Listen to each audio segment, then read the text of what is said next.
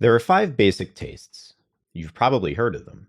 Sweet, salty, sour, bitter, and umami. But there's an incredibly vast world of food and flavors. So what exactly is flavor? And can I, just a regular guy, really figure out how to understand and enjoy food even more than I do? So I talked to some experts, and it turns out that I can. And so can you. But you have to start somewhere. I'm Evan Young, and this is Fever for Flavor. Let's just go ahead and get this out of the way. I'm a meat eater. I love a filet mignon and smoked buffalo wings over at Iceland. But I've often wondered how vegan or vegetarian restaurants approach their food. I've always kind of assumed that they try to approximate the flavors and textures that us meat eaters experience on a daily basis. Meaning, they're probably trying to make a portabello cheesesteak taste just like an actual Philly cheesesteak made with beef. Or are they doing something very different? I just don't know it. Are they unabashedly creating from a flavor playbook and palette that exists uniquely unto themselves? Much of what I thought about vegetarian food changed the day I had one of the best sandwiches of my entire life. It was a portabello and broccoli rabe sub. It ended up being a creation from a chef named Rich Landau. You may know Rich better as the founder, along with Kate Jacoby of Vedge. Now, Vedge is not just a vegan restaurant, it's an institution in Philadelphia, and it's one of the most important and groundbreaking vegan restaurants in the city. So Rich and I caught up out here in Westchester, Pennsylvania. We broke the ice over a taste test of 3 different kinds of sugars: piloncillo, jaggery, and a Chinese old brown sugar called heitang. And then we talked about the lengths that Rich has gone to infuse flavor into the foods he serves, how some flavor combinations can reflect creative genius, why a pear is the perfect fruit, and more. That's all coming up next on Fever for Flavor.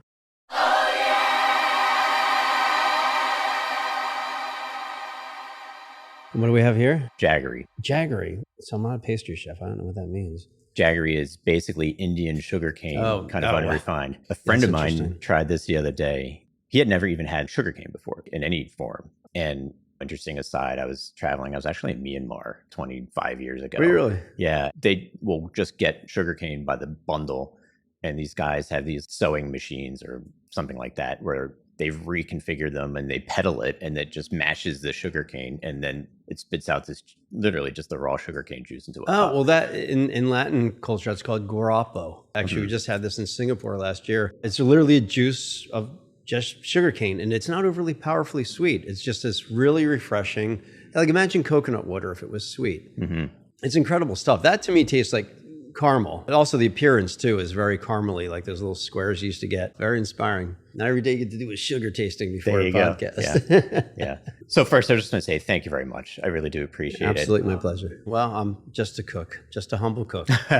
So as a 6-time finalist for the James Beard Foundation's Best Chef Mid-Atlantic, that's awesome to hear. The humility there is great. So I think you could certainly speak to how successful you've been, and I will do that for you. So it's been cool to watch. So to just set the table or just lay the groundwork for you. So I think of myself as somebody, and I'm currently on a journey of discovery, which sounds a little bit ridiculous. It's maybe a little bit overwrought to say that people are on journeys. But what I mean by that is I'm a fairly ordinary person. Grew up in South Jersey, from Philly. My relationship with food and with flavor specifically, I have very little understanding of how it actually works. And I don't mean that in the biological sense of how your tongue and your nose and how your brain maps flavor. I just feel like I haven't in my life been paying enough attention. But the flip side of that is that I go out to eat. We go out to eat a lot. I love trying different kinds of food. When you go out to eat, like a lot of people, you're spending money, right? Like you're spending some amount of money to go out to a restaurant. We budgeted because we would spend way too much money on restaurants if we could. I've reached a point where I want to just make it more interesting for myself. When I'm home in my kitchen, I want to be able to prepare something that tastes different. Instead of just strawberries, is it strawberries with some sugar and maybe a little basil mixed in? I have no idea. But to just make life a little bit more exciting, if that's the right word. So to just quickly share a moment where I think a lot of this may have come together for me, I was actually eating an Asian pear. Obviously, you've had an Asian pear before, right? They're interesting, weird skin, gritty texture. And I remember when I tried it, I took a bite of one chunk and it was great. I mean, we all know what an Asian pear tastes like. You can kind of understand that in your head. But then when you took a bite of the other chunk, totally different flavor. Sour, I think maybe closer to the stem or closer to the middle. I'm not sure. A little bit more sweet. So you can maybe eat it and enjoy that pear from a couple different angles, or you can just eat it and enjoy the whole thing and how all the flavor mixes. But I remember just thinking to myself, how have I not noticed this before? How could, do people talk about this with Asian pears? So I think a few things for me clicked in that moment. It was a little bit of a light bulb moment. So that was a long time ago, and now here we are. But I think my first question for you is, do you have a moment or moments that you could pinpoint in your life? Because once upon a time, you were younger, you didn't know anything about food and flavor, right? We all start from somewhere. But obviously, you chose that as a career to really focus your life on. So do you have any moments like that where things just really clicked for you or hit you? Oh, sure. Many of them over the years. And basically, my whole culinary career is a culmination of, it's a collection of those moments. I will say, by the way, about that Asian pear, it sounds to me like someone's trying to poison you. Oh, yeah. I don't know if it's supposed to eat that way. Oh, yeah. Okay. Well, maybe I got a funky one. One where it tasted like almonds, maybe. No. Yeah. So next time that happens, maybe try a different one. Try a different pear. So for me, listen, I've loved food my whole life. There was never a moment where I had to convince myself, oh, food, this looks interesting. It was never a cerebral moment. This was pure passion. This was my soul, my heart. Food made me happy. I should weigh 500 pounds. Thankfully I'm a vegan, but I am someone who just loves and craves food all the time. I knew I was a vegetarian early on because I'm a grazer. Grazers eat all day long. We snack, we nosh, whatever you call it. Whereas carnivores eat once every 2 weeks. Yeah, right. And I love being a grazer because I don't eat the same thing. I don't sit there with one bag of potato chips. I will eat different things all day long. But food was love for me. It was a drug. It fired all the pleasure centers in my brain. It had endorphin rushes to it. Of course, younger, I loved sweet things. And as I got older, I loved spicy things. As I became a chef, I loved multi-layered experiences. And as I got deeper and deeper into that, I realized there was a moment where you have to stop, where you're overthinking, where you're kind of trying to maybe impress yourself when you really just need to be impressing your guests. And that's where the business side of all this comes in. I hate to even say it's business when you're playing with people's stomachs, digestive systems, their pleasure centers. You have to make people happy. I tell this to so many people, but it's very, very true. I do secretly watch people enjoy food, and I look for the warning signs that you've gotten too heady with it. And that's when people take a bite and they kind of look, they're thinking like, why should I be enjoying this? What's this chef trying to say to me? And then you failed. What I look for when people take a bite of food is like, the eyes roll back, they smile, like, you got to try this, you got to try this. Then you know you've succeeded. That's what a chef does. We are selling love. And if you want to make them happy and make them feel great about the money they spent at your restaurant, you've got to have them leaving fulfilled and happy. And on the flip side of that, I'll tell you that I've done some tasting menus and, I come out of there, I'm like, what the hell was that? I never read Yelp reviews or TripAdvisor or Google reviews. Probably not a bad idea, that, right? Out of curiosity, I'll Sure. just indulge myself and be like, is anyone else seeing what I'm seeing here? I mean, that meal was just ridiculously off. And everyone's like, oh, I loved it so much. They had the same dishes we had, some of them. We obviously don't get the meat dishes. But they go off about, oh, it was the best experience of my life. I'm like, you're thinking that because you spent this money at this tasting menu, you've somehow convinced that you just need to follow along and say, that was delicious. But what do you really think? That's where the big disconnect comes in. Because of a sticker shock of a meal, we are told it needs to be great. And it often isn't. A very difficult thing to do, a really successful tasting menu from start to finish that fires on all cylinders and nails every aspect of the dining and culinary experience. It's extremely difficult to do, and it often doesn't work. And I think we've all probably had that experience where you are in a restaurant and something is decidedly not working. Right. And like you almost feel bad about it because it's like, well, is it me? Is this not working because I just simply don't appreciate what's happening here? Or is it okay to just feel that, you know what, I just don't like this. But see, you just nailed it right there. Yes, it is okay to feel you don't like this. If you have to convince yourself why you should like it, the chef has failed. The restaurant has failed. Your first reaction to your food has to be, this is great. Now, I'm not saying there aren't cerebral moments with food where you have to recognize the genius that's happening with the chefs. And I know a lot of chefs in Philly that are very good at this. They will combine flavors. There's a couple chefs I know down there that just nail this. They give you something that is so creative and so clever, something you have never thought of before. One dish that comes to mind is a chef that used matsutake mushrooms in a dish that are famous for their pine flavor. First had them in Japan, blew me away. Never saw them in this country before until a little while ago. And they combined it with what they called a cedar, I think it was a cedar gel or cedar broth or something. And it was never mentioned on the menu. It was just kind of, he was playing the pine flavor from the matsutakes with this cedar flavor and rosemary, which also, when you burn it, becomes like a pine flavor. And I went up to him afterwards. I'm like, man, were you trying to do that? Were you trying to do the whole cedar pine thing? He's like, absolutely. I got it, but I had to work for it. Doesn't mean I didn't absolutely enjoy it. The dish was delicious. And so sometimes when you're speaking to the people that do exist on that higher foodie level, and I'm not saying I'm always there, but there are people that are really thinking about it. But the point is, at the end of the day, that's great. But for the 99% of other people that aren't going to get that whole pine cedar connection, is the dish great? And it was. Yeah. And that's where the success lies. So you said something in there, and I'm so glad that you said it. You said the word creative. Now, I think there's a lot of different creative pursuits in the world. Writing books, writing screenplays, art, obviously painting, sculpture, like the entire world of things that people think of traditionally as creative. Do you consider the creation of your food, your dishes, your menus, is that like an inherently creative pursuit? Yes. Oh, absolutely. Listen, there's a lot of smoke and mirrors in our business. There's a lot of ways to take something very simple and make it taste great, but not be creative whatsoever. And there's great things like that. You know, maybe a simple risotto done perfectly is a thing of beauty. It doesn't need much more.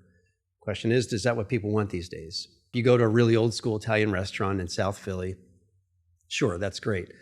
But being creative is the key to success as being a chef. Execution is huge. You've got to be able to execute dishes. But if you're not executing creative dishes, you're kind of like falling into the 90% of all chefs that are just really great cooks. Again, I'm not saying anything is wrong with that whatsoever. It's very, very difficult to have the creative aspect and have the execution aspect. That's what makes a great chef. And it's a very difficult thing to do. And if it was easy, everyone would do it. And every restaurant on every block would be this gourmet epicenter. So, and that's why it isn't. But creativity for me also goes hand in hand with originality. I have about 5 quotes that have been said about us in the press that I carry around like my Bible, that I read every now and then when I need that extra kick, that inspiration. And Philly Mag said this about Veg, I think in like 2014, 2015. They said, when I go to Veg, I know I'm going to get a dish that doesn't exist anywhere else in the world. I was like, yes, I mean, that's exactly what I was trying to do. It drives me crazy when you go to a restaurant and you see the same beet salad with walnuts and goat cheese and the balsamic vinegar. I'm like, come on, maybe you're doing it better than everyone else, but I'll never order it. I don't care. It's not interesting to me because it's on every menu everywhere. So originality is key, and that adds an extra element of stress. Perfection doesn't exist in our business. It's the pursuit of it that makes greatness of character. So now you're addicted to this pursuit of something that is unattainable by trying to be creative, original, and with perfect execution. And that is exhausting and it's stressful, but I'm addicted to it and it's crazy. So the creativity aspect is huge, just to answer your question. It's everything important in the world. That's what keeps guests coming in. They're curious. They want to eat something they can't eat at home. You're touching on something I think is all kind of tied together for me too, because it's to be original, to be creative, but also you need to eventually put something on a table. So there's a point at which you have to feel comfortable enough with it. And to some degree, I'll assume you're a perfectionist. You have to feel comfortable enough with it to say, okay, this is done, or at least it's done enough. Yes. So the holy grail of absolute flawlessness in any creative pursuit, it's almost impossible to achieve that, but you have to get to where you feel comfortable enough with it. How do you know when something that you've created, a dish, is done to the point where, okay, this is what it is, at least for now. I need to hit the stop button on continuing to tinker and put it on the table and see what happens. Yeah, the term we use in the industry is tortured. When food becomes tortured, when it becomes overly chefy. I know a lot of restaurants where chefs put in so much work, so much layering of unnecessary steps that doesn't show up in the final product. And it's like you just wasted your whole day doing something that no one will ever taste. To eliminate that is the first thing. There's two things the older generation, the boomer generation of chefs that will hand down to us that are so important. The best things have 3 or 4 ingredients in it. They're very, very simple. Simplicity is key. Pick something really, really simple and do it really, really well. That's a great foundation of, approach. I mean, you have to build on that if you want to bring people into your restaurant, but I love the thought behind it. The second thing they'll say is once a dish is done, pick 3 ingredients and take them off of it. Because you made a dish out of 10 ingredients. You basically put 3 dishes onto one plate. And I'm very guilty of that. When you're inspired and you've got all the creative juices flowing, there is a tendency to put multiple dishes into one dish. Recognizing that is a sign of maturity with a chef that it took me years and years to learn, knowing when to stop and knowing when to take stuff off. That's huge. But to me, the success comes from finding a dish that can be executed over and over again with as close to perfection as you can get each night that makes guests happy. Anyone in the world can go to a home kitchen, be inspired, or follow a recipe and create one dish that's wonderful. And I've had so many times at Vedge where I go in there in the morning. I used to go in first thing in the morning. I'd make all these dishes. The staff would come in. I'm like, guys, taste this. I think I nailed it, and they're like, yeah, this is great, but it doesn't scale. You have to cook, 40, 50 of them a night. It doesn't scale. And we have to take it off the menu immediately. So understanding that great ideas don't necessarily translate into great dishes. So the success happens when you made a dish that's delicious, that it is communicating your intent to the diners. And I've always said this, you're speaking to the diners through your food. Yeah. There's a message in there. Are you mumbling? Are you speaking 3 different languages? Or are you saying something very clearly that the guests can understand? And that's when it gets back to that pleasure thing where they eat it, they smile, and they know they're home. So that's success to me. And can you do it 40, 50 times a night? Yeah, sure, yeah. Well, that's, of course, the business success it's a necessary thing, right? Because if you couldn't meet the business needs, then it all goes away. Yeah, then you might as well just be a home cook and charge $20 to someone who wants to eat dinner with you. Yeah. Which is not a bad idea. That's a hard model. That's a hard model too. So when you think about your audience or your customers that are coming in, and you talked about complexity and originality and trimming down on ingredients that you have, for example, are you trying to really create something great for some, I don't want to say lowest common denominator, because I don't mean to be like, I'm not saying that's like a negative thing, but just striking an average where a broader group of people is going to appreciate what you've made and not recognize some of the subtlety?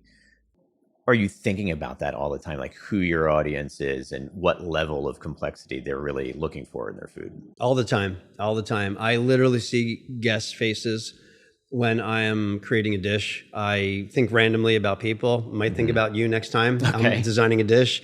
I'm trying to get to everybody. I'm trying to get to someone who just gave us a really nice compliment. I'm like, I want to do right by you. I want the next dish to make you as happy as it did the night you gave me that nice compliment. I also want to get to the skeptical old guy that came in here. Is like, vegan food. Oh, come on. I think of him. I'm like, this will make you want to break him. Yeah, I want to break you. I'm thinking of everybody, but most of all, I'm thinking, and this is going to sound stupid, but I'm thinking of myself. I know what makes me happy. I am a very chefy, kind of cerebral guy who loves ingredients, loves pristine ingredients. I love creativity, but I'm also at the very same moment a meat and potatoes guy. And I think it's the combination of those two that's kind of balanced what goes onto the plate at the end of the day.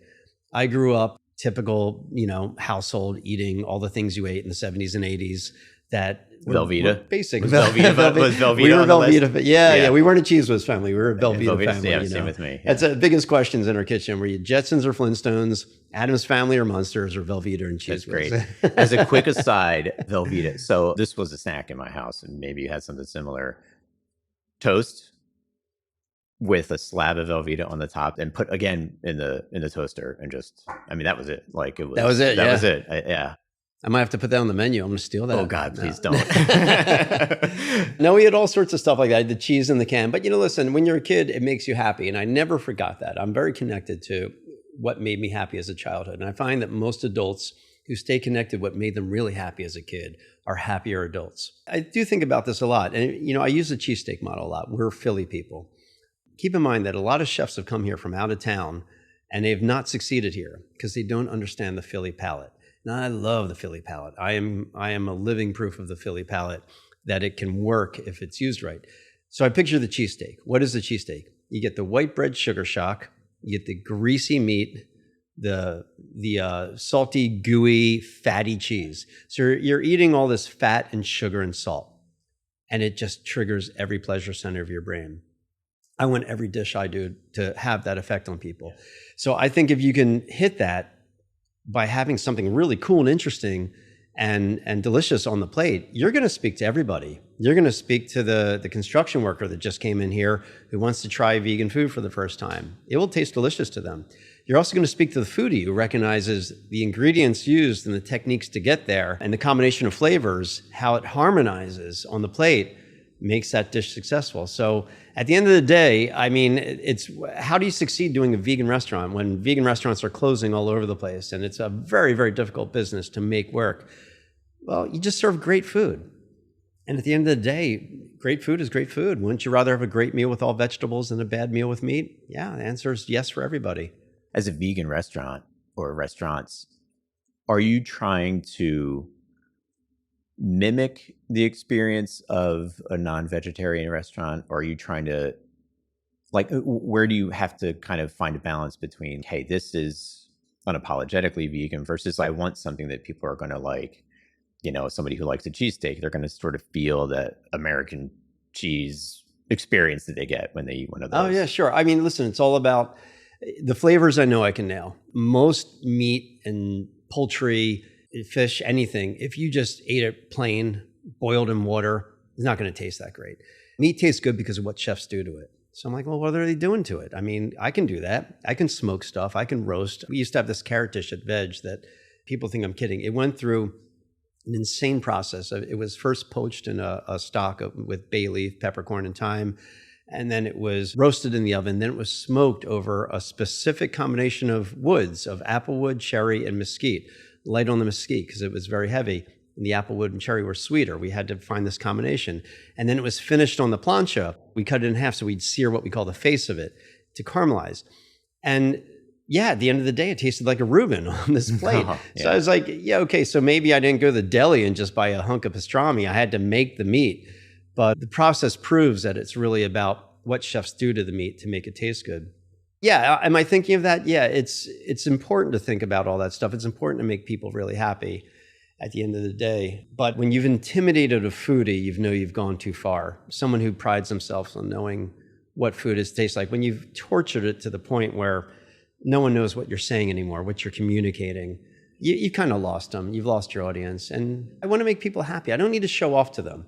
To me, if they're impressed that I can cook a great meal that with a dish they never thought of before, they've never seen on a menu before, using all vegetables, and it tastes great, I'm happy. It's a simple process at the end of the day. Make the guests happy. So what I think might be a little bit of a thread between the things that you're saying and the things we're talking about here, I'm curious to see if I can maybe string together, and you tell me if this is right or wrong. I think that if somebody comes into a restaurant, if somebody comes in a Vedge and they love the meal, they're happy, I would like to think that they come out of that and in their own kitchens, you've sparked a little bit of an idea for them. So that it's not just the happiness that you created for them that might bring them back, but it's also an inherently curiosity driving thing. So maybe they tinker with some spices in their home kitchen that they hadn't thought of before. Or maybe are they going to do, to some carrots at home, probably what you described? Probably not, right? I mean, that's a fairly complex thing to do for anybody at home. But will they slice it and just try to roast it differently, for example? So to what degree do you think that sparking an innate curiosity about food and flavor for you is important in driving the sort of continued success of your business? I mean, number one, I do not cook this way at home. I'm very, very simple at home. Simpler the better. It's the way we eat, but I also like to prepare it really, really well. I want our son to grow up saying, hey, my dad cooked great food at home. And I don't want him to think, oh, he was so chefy. We did a tasting menu every night, you know. I'm like, Dad, I got school tomorrow. I was like, no, come on. It's the last course.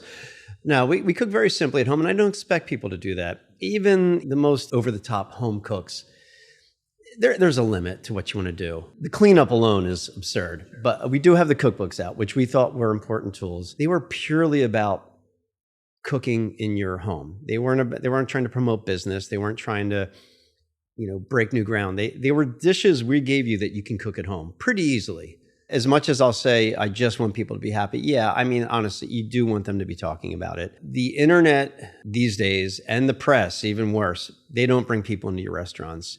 You must get people talking about your restaurant.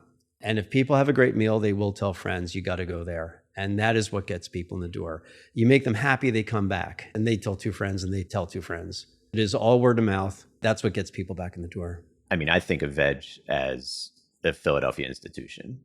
It's pretty well established at this point, right? So just about flavor in general. And when you think about flavor, how are you imagining it in your brain? Is it imagery? Is it words? Is it memory? Is it some other experience? And then specifically about the restaurants and the ingredients, I think, does Vedge have what you might consider to be kind of like an overall flavor profile? It's an easy question to actually tie together. Veg is always drawn globally. You divide the menu into three parts. You've got a third that are veg classics. They've been on the menu, a couple of them since day one, which you always have to, every restaurant needs to have their classics anchor their menu. It's the kind of thing I give advice to people for. Like, there's some things on your menu that should really never change. They're the anchors of the familiarity. People want to see them on the menu, even if they don't order them. And the ones that we do have on veg outsell everything else consistently. Another third are the seasonal dishes, using what's local and what's happening right now. Every restaurant does that everywhere. It's not special anymore. And the last third are some more experimental kind of things that, maybe we're pushing the boundaries a little bit. To me, that's a really well-balanced menu. And on veg, we're very flavor forward. So I like to be very careful of that, giving them giving them food that they know in unexpected ways. So that's how I approach flavor. So as far as flavor goes, what is flavor? It's taste. It's how something tastes. I like to give people something familiar that they know done in a completely different way. I admire chefs that use new ingredients that I've never heard of before.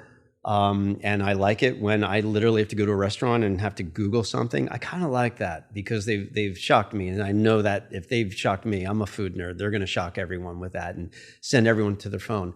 But you have to be careful with stuff like that. And if there's too much of it on your menu, it can come off as wildly pretentious, which I loathe on a menu. Stop showing off to me. I'm sure, we can all Google shit all day long and find all this rare stuff and all that. You're also putting a tremendous amount of pressure on the server. Servers have a very difficult job. I don't need them at the table for 15 minutes with this glossary, vocabulary lesson of what this is and where it came from and which part of Mongolia the seed was sourced from. Right. Most food that we eat, we know. The world has been explored. We know what we're eating. So generally, the really obscure ingredients are little seasonings here and there, a little seed here and there, but it's rare you're going to bring in a brand new vegetable or protein or something that people haven't heard of before. What veg represents now in 2025 is kind of how V Street was born. When veg opened up, we wanted to be like so cutting edge. We wanted to shock people with flavor. We wanted spice. We wanted really, really cool international, global flavors going on. But the place, it's very fancy, with its wooden walls. It's very colonial. It's got stained glass, and people are eating these bowls of like funky kimchi stew. And like, what the hell's going on here? So literally, that's how V Street was born. We took all those really crazy, really out there flavors and opened up a temple of flavor at V Street, whereas veg became more New American. Well, I find New American food a little boring after a while. I like flavor in my food. I really like interesting flavor. I can get a ramp risotto with a piece of grilled asparagus on it anywhere. It's boring. Let's throw some ají amarillo in that or something, or do something crazy. So now the V Street's gone, we brought a lot of those flavors back to Veg, and I am loving the lane that it's in right now. Just loving its identity right now, because it does have that new American vibe, but we're painting some nice kind of like little accents. It's like doing a nice little desert landscape and putting a few flowers in there. And I love that. So now is a great moment for me to mention something to you. This is not hyperbole, no bullshit. I have a top 5 of sandwiches in and around Philadelphia. I think we do sandwiches pretty well here. The DeNick's roast pork sandwich at Reading Terminal is, and you're a vegan, so never had it. You're not going to have it, but it's a great sandwich. They do like an Italian style pulled pork. They do broccoli rabe, some cheese. It's awesome. I really think my number 2 sandwich of all time was in your cabinet Thanks, over there, and I wish I knew what was in it. And I'm pretty sure there was broccoli rabe, mushrooms. I don't know what kind of mushrooms. Portabellos. There was portabellos in there. It was awesome. You mentioned that pork sandwich. Well, that's something I never ate. I never had a pork sandwich. I ate cheesesteaks. I had Italian hoagies. I remember those. But I also know very well the combination of roasted peppers or long hots and broccoli rabe with something. And I'm like, well, why does that something have to be pork? That doesn't make any sense to me. So we did it with portobello mushrooms here. We've done tons of this stuff at Veg where we use rabe and long hots and roasted peppers. And my theory is like, you don't need meat in there if you can get that same flavor out of portobellos. Now we use portobellos because they're easy. You roast them and you slice them paper thin and they become meaty. But what would be even better, I think, is if we took trumpet mushrooms and shredded them, cooked them down really slowly in a nice kind of tomato broth, a little fennel, a little sage. Yeah. All right. Okay. Maybe. Yeah. You've inspired me, man. Maybe we can do awesome. This. That's great. Well, you just got to come in and buy it. That's all. I mean, that was the kicker. So, I mean, I think all this is a good segue. So one of the things that I'm going to ask you, and I want to ask everybody, hopefully you find this to be a challenging question. So of the 5 different basic tastes, right? Sweet, salty, sour, bitter, umami. If I had to make you live without one of them, which one would you choose? Well, that is an awesome question. Well, I would say the obvious one that comes to mind is bitter, but I think everyone would say that it's pretty easy. And I do believe you need balance in life. My mom was an artist, need light in order to show darkness. No, I'm taking bitter. Bitter? Okay. Yeah, definitely. I'm not going to try to get into that too much. In asking people this question, I've been trying to formulate my own answer to it. And I think bitter, there are too many foods that I enjoy, and I think bitter has such complexity to it that I don't think I can take bitter out. Because you're talking like broccoli rabe and the Italian broccoli rabe, greens. I love. Coffee, I love. Great point. Dark chocolate. Bitter. How am I going to live without those things? That's a great point. Dark chocolate is bitter. What else would you consider bitter that I'm probably not thinking of right now? I mean, I'm not a huge fan of most of the leafy greens. I can take them out. Like, a radicchio, right? Radicchio, yeah. I can't stand that stuff. You don't like that stuff? Okay, No. Why the hell would you eat that? Okay, all right. So I actually think for me, I might take out sweet.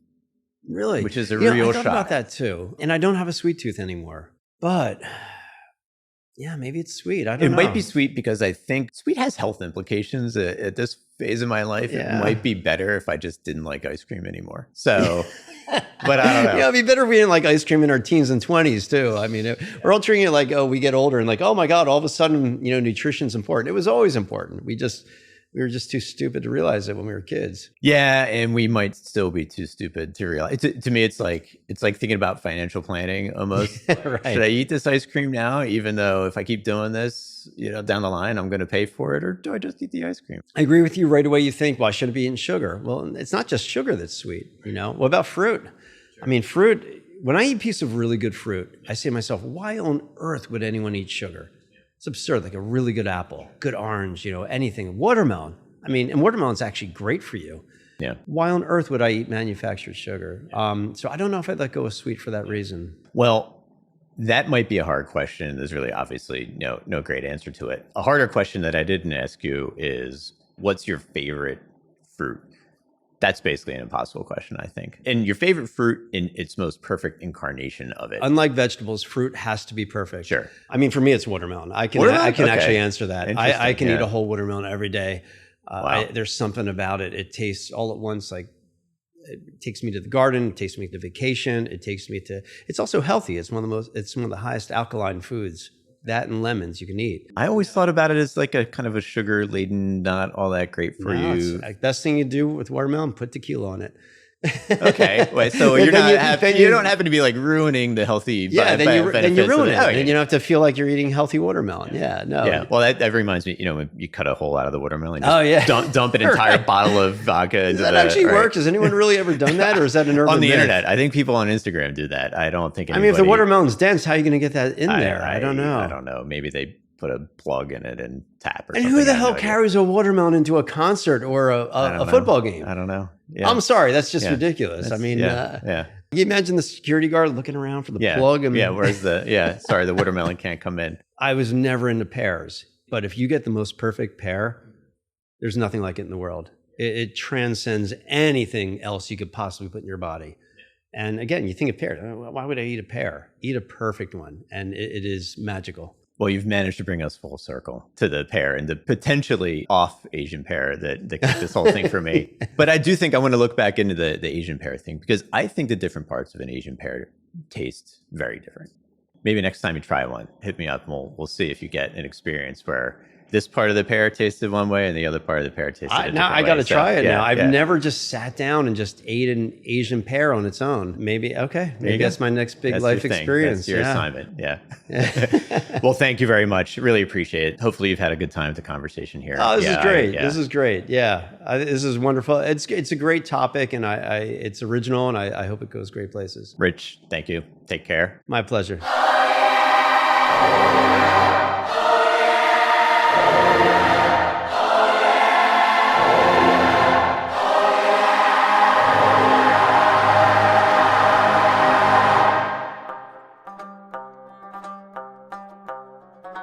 Thank you for joining us on Fever for Flavor, a weekly podcast hosted by me, Evan Young, and produced by Studio D Podcast Production. If you want more content, go to feverforflavor.com. That's fever, the number 4, flavor.com. Feel free to email us at podcast@feverforflavor.com and follow us on Instagram @feverforflavor. Again, that's fever, the number 4, flavor. If you'd like to support Fever for Flavor, please leave a review on Apple Podcasts or wherever you get your podcasts. All you have to do is open up the podcast app on your phone, look for Fever for Flavor, scroll down until you see Write a Review, and tell us what you think. Join me next week as we continue to explore the world of food and flavors here on Fever for Flavor.